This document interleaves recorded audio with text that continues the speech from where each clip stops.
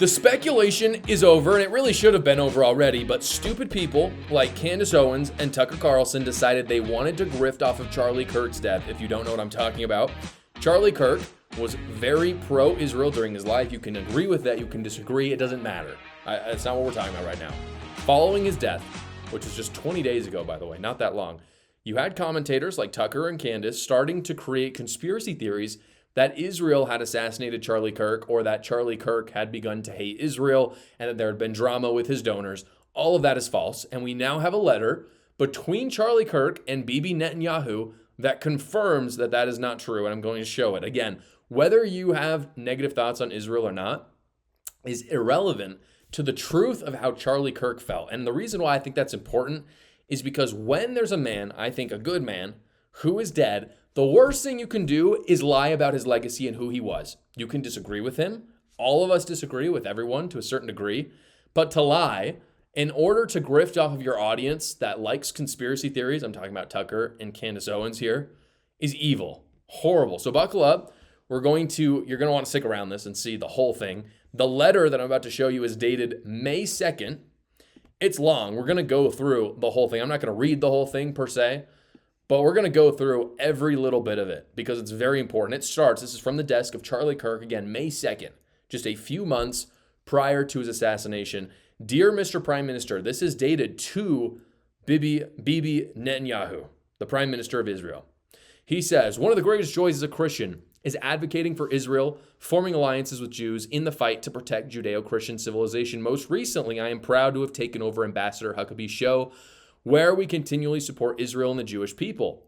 As Mohammedanism spreads into Western societies, it's critical that Jews and Christians stay united in the effort to contain and roll back radical Islam and Sharia law. I regret to report that anti-Israel and anti-Semitic trends are at record levels on social media. These negative sentiments then flow downstream into college campuses and even seep into the conservative MAGA community. Very interesting so far. He's made it very clear. I'm worried about Islam, and I see Israel as an ally to fight Islam in the West. And I'm worried about what's happening on social media. And a lot of people pointed this out. The anti-Semites have pointed out that anti-Semitism is on the rise and anti-Israel sentiment. I think that's true. I think he's right. He continues.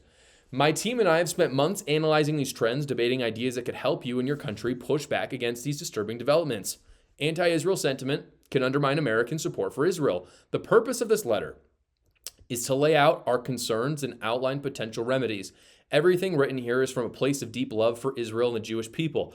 I think it's important to be brutally honest with those you love. In my opinion, Israel is losing the information war and needs a communications intervention. Does that sound like someone who doesn't like Israel?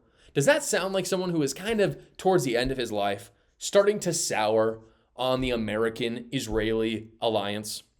I don't think so. I don't think so. And again, we can get all of these like fun little hearsay things from Candace Owens and Tucker Carlson saying things like, oh, this may have happened. Nope, no sources. You just got to believe me.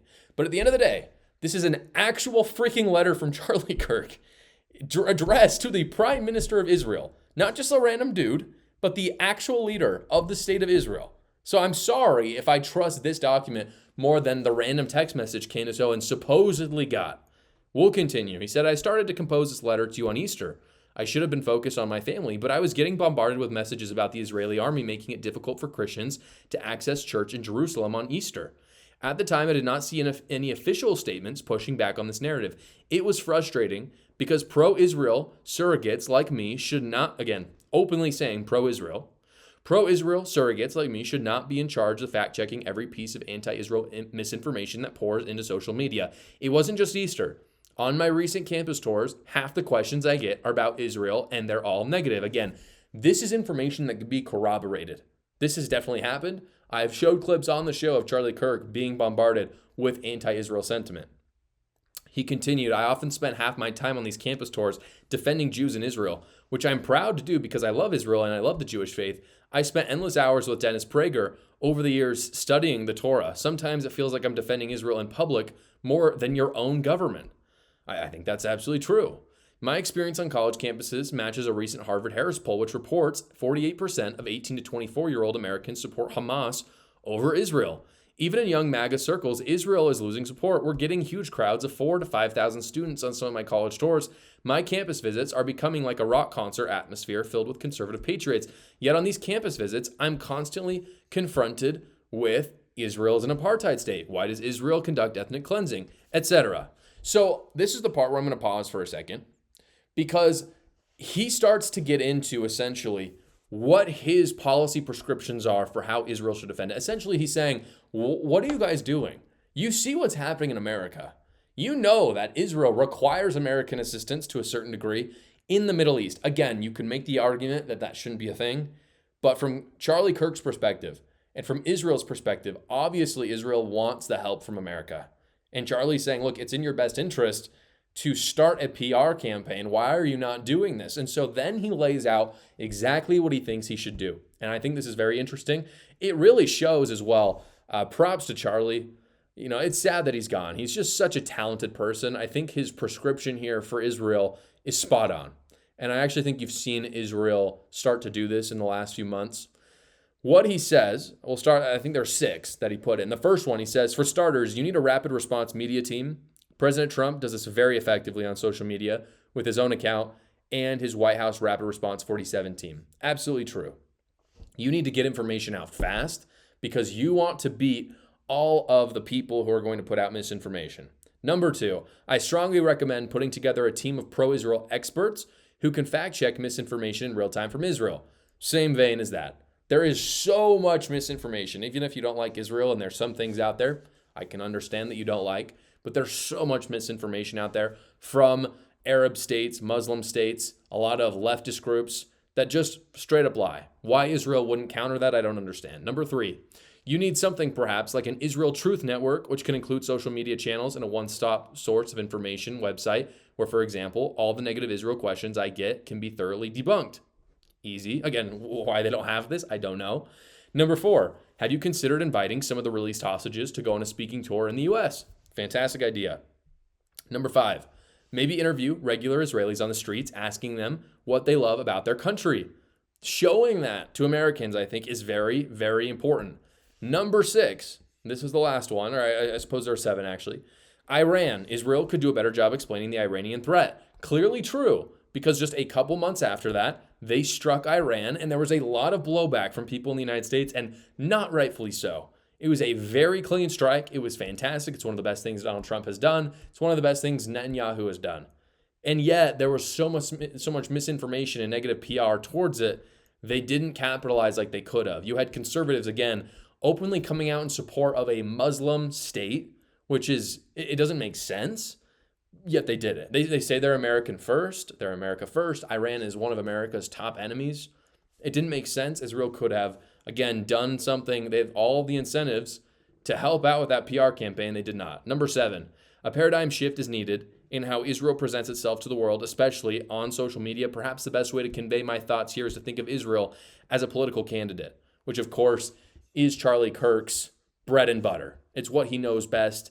It's what he was able to offer President Trump and what he was so talented doing. So one thing is abundantly clear. That's essentially the end of the letter.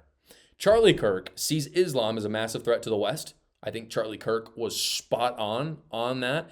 Islam is one of the West's top enemies, and he sees the state of Israel as well as Jews, and rightfully so, as allies to Christians. And so the stage now is set on the conservative movement. I think this has massive implications. The conservative movement is undeniably Christian to a certain degree. That doesn't mean everyone are, they're not all Christians.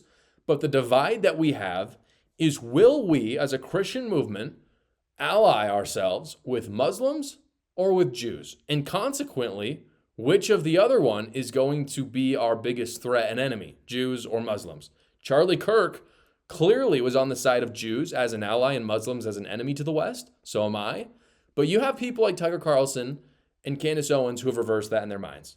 If you disagree, we can have a spirited debate on that. That's fine if you want to take the side of Tucker or Candace Owens. But what nobody can disagree on is what Charlie believed. That's my point today. We can have a spirited debate on who our ally is, but we should all hold Candace Owens and Tucker Carlson accountable for lying about a dead man's legacy in hopes that they can hurt Jews and help Muslims.